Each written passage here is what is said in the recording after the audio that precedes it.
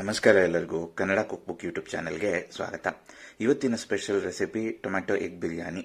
ಕುಕ್ಕರ್ನಲ್ಲಿ ದಿಢೀರಾಗಿ ಟೇಸ್ಟಿಯಾಗಿ ಮಾಡಿಕೊಂಡ ಈ ಬಿರಿಯಾನಿಯನ್ನ ಚಿಲ್ಡ್ ರಾಯ್ತಾ ಜೊತೆ ವೀಕೆಂಡ್ನಲ್ಲಿ ಹೊಟ್ಟೆ ತುಂಬಾ ತೃಪ್ತಿಯಾಗಿ ನಾವು ಯಾವಾಗಲೂ ತಿನ್ನೋದಕ್ಕಿಂತ 2 ತುತ್ತು ಹೆಚ್ಚಾಗಿ ತಿನ್ನೋ ಹಾಗೆ ಮಾಡತ್ತೆ ಈ ರೆಸಿಪಿ. ಇದನ್ನ ತಿಂದಾದ್ಮೇಲೆ 1-2 ಗಂಟೆ ನಿದ್ದೆ ಮಾಡಿದ್ರೆ ಅವತ್ತಿನ ದಿನ ಹೇಗೆ ಓಡ್ತು ಅಂತಾನೆ ಗೊತ್ತಾಗಲ್ಲ. So let start. ಮೊದಲಿಗೆ 1 ಹಿಡಿ ಕೊತ್ತಂಬರಿ ಸೊಪ್ಪು, 5 ಹಸಿಮೆಣಸಿನಕಾಯಿ, ಅರ್ಧ table spoon garam masala, 1/4 cup ಬಿಡಿಸಿದ ಬೆಳ್ಳುಳ್ಳಿ, ಅರ್ಧ ಇಂಚ್ ಶುಂಠಿ, ಅರ್ಧ ಟೇಬಲ್ ಸ್ಪೂನ್ ಸೋಂಪನ್ನ ಒಂದು ಮಿಕ್ಸಿ ಜಾರಿಗೆ ಹಾಕಿ ಹೀಗೆ ರುಬ್ಬಿಟ್ಕೊಳ್ಳೋಣ. ಎರಡನೆಯದಾಗಿ 1 ಮೀಡಿಯಂ ಗಾತ್ರದ ಟೊಮ್ಯಾಟೊ, 6ರಿಂದ 8 ಒಣಮೆಣಸಿನಕಾಯಿ, 2 ಟೇಬಲ್ ಸ್ಪೂನ್ ಕಾಯಿ ತುರಿ, 8ರಿಂದ 10 ಗೋಡಂಬಿಯನ್ನ ಇನ್ನೊಂದು ಮಿಕ್ಸಿ ಜಾರಿಗೆ ಹಾಕಿ ಹೀಗೆ ರುಬ್ಬಿಟ್ಕೊಳ್ಳೋಣ. ಈಗ ಈ ಬಿರಿಯಾನಿಯನ್ನ ಮಾಡ್ಕೊಳ್ಳೋದಕ್ಕೆ ಬೇಕಾಗಿರುವ ಸಾಮಗ್ರಿಗಳು: 1 ದೊಡ್ಡ ಗಾತ್ರದ ಈರುಳ್ಳಿ ಹೀಗೆ ಸಣ್ಣಗೆ ಹೆಚ್ಚಿದ್ದು, 2 ಮೀಡಿಯಂ ಗಾತ್ರದ ಟೊಮ್ಯಾಟೊ ಸಣ್ಣಗೆ ಹೆಚ್ಚಿದ್ದು, 1 ಹಿಡಿ ಪುದೀನಾ ಸೊಪ್ಪು, 4ರಿಂದ 5 ಹಸಿಮೆಣಸಿನಕಾಯಿ, 2 ಪಲಾವ್ ಎಲೆ, 6ರಿಂದ 8 ಮೊಟ್ಟೆ, ಅರ್ಧ ಕಪ್ ಅಡುಗೆ ಎಣ್ಣೆ, 2 ಟೇಬಲ್ ಸ್ಪೂನ್ ಉಪ್ಪು ಹಾಗೂ ರುಬ್ಬಿಕೊಂಡ ಮಿಶ್ರಣ. ಈ ಬಿರಿಯಾನಿಯನ್ನ ಮಾಡ್ಕೊಳ್ಳೋದಕ್ಕೆ ಮೊದಲು ಒಲೆ ಹಚ್ಚಿ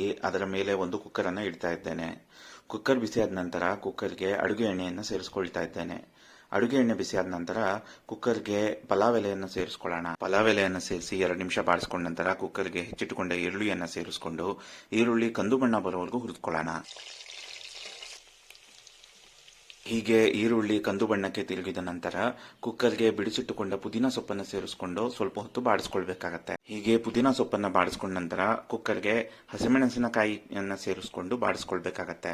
ಇದಾದ ನಂತರ ಕುಕ್ಕರ್ಗೆ ರುಬ್ಬಿಟ್ಟುಕೊಂಡ ಬೆಳ್ಳುಳ್ಳಿ, ಶುಂಠಿ, ಕೊತ್ತಂಬರಿ ಸೊಪ್ಪು ಹಾಗೂ ಹಸಿಮೆಣಸಿನಕಾಯಿ ಹಾಕಿ ಪೇಸ್ಟ್ ಮಾಡಿಕೊಂಡಿದ್ದನ್ನು ಸೇರಿಸಿಕೊಂಡು ಅದರಿಂದ ಹಸಿ ವಾಸನೆ ಹೋಗೋವರೆಗೂ ಹುರಿದುಕೊಳ್ಳೋಣ. ಈ ಮಸಾಲೆಯನ್ನ ಪೂರ್ತಿಯಾಗಿ ಎಣ್ಣೆ ಬಿಡೋವರೆಗೂ ಹುರಿದುಕೊಳ್ಬೇಕಾಗತ್ತೆ. ಇಲ್ದಿದ್ರೆ ಕೊನೆಯಲ್ಲಿ ಬಿರಿಯಾನಿ ತಿನ್ನುವಾಗ ಮಸಾಲೆ ವಾಸನೆ ಇದ್ದು ಅಷ್ಟು ರುಚಿ ಅನ್ಸಲ್ಲ. ಹೀಗೆ ಮಸಾಲೆಯನ್ನು ಹುರಿದುಕೊಂಡ ನಂತರ ಕುಕ್ಕರ್ಗೆ ಹೆಚ್ಚಿಟ್ಟುಕೊಂಡ ಟೊಮ್ಯಾಟೊವನ್ನ ಸೇರಿಸಿಕೊಂಡು ಟೊಮ್ಯಾಟೊವನ್ನ ಪೂರ್ತಿಯಾಗಿ ಬೇಯೋ ಹಾಗೆ ಬಾಡಿಸ್ಕೊಳ್ಳೋಣ. ಟೊಮ್ಯಾಟೊ ಬೇಗ ಬೇಯೋದಕ್ಕೋಸ್ಕರ ಕುಕ್ಕರ್ಗೆ 1 ಟೇಬಲ್ ಸ್ಪೂನ್ ಉಪ್ಪನ್ನು ಸೇರಿಸಿಕೊಂಡು ಬಾಡಿಸ್ಕೊಳ್ತಾ ಇದ್ದೇನೆ.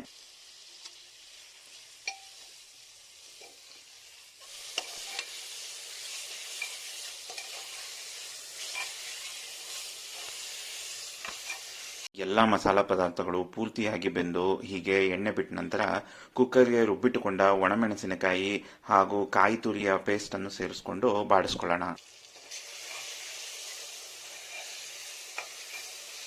ಹೀಗೆ ಎಲ್ಲವನ್ನ ಸೇರಿಸ್ಕೊಂಡು ಬಾಡಿಸ್ಕೊಳ್ಬೇಕಾದ್ರೆ ನಿಮ್ಗೇನಾದ್ರೂ ಮಸಾಲೆ ತಳ ಹಿಡಿತಿದೆ ಅಂತ ಅನ್ಸಿದ್ರೆ ನೀವು ಬೇಕಿದ್ದಲ್ಲಿ 4 ಟೇಬಲ್ ಸ್ಪೂನ್ ನೀರನ್ನು ಸೇರಿಸ್ಕೊಂಡು ಬಾಡಿಸ್ಕೊಳ್ಬಹುದು. ಹೀಗೆ ಮಸಾಲೆಯನ್ನ ಪೂರ್ತಿಯಾಗಿ ಹುರಿದುಕೊಂಡ ನಂತರ ಕುಕ್ಕರ್ಗೆ 4 ಕಪ್ ಬಿಸಿ ನೀರನ್ನು ಸೇರಿಸ್ಕೊಳ್ತಾ ಇದ್ದೇನೆ.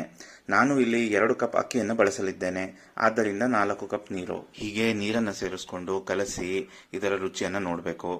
ನಿಮ್ಮ ರುಚಿಗೆ ಅನುಗುಣವಾಗಿ ಉಪ್ಪು ಬೇಕಿದೆ ಅಂತ ಅನ್ಸಿದ್ರೆ ನೀವು 1 ಟೇಬಲ್ ಸ್ಪೂನ್ ಉಪ್ಪನ್ನು ಸೇರಿಸ್ಕೊಳ್ಬಹುದು. ಹೀಗೆ ಉಪ್ಪನ್ನು ಸೇರಿಸಿ ಕಲಸಿ ಒಂದು ಕುದಿ ಬಂದ ನಂತರ ಕುಕ್ಕರ್ಗೆ ತೊಳೆದು ನೆನೆಸಿಟ್ಟುಕೊಂಡ ಅಕ್ಕಿಯನ್ನು ಸೇರಿಸಬೇಕು.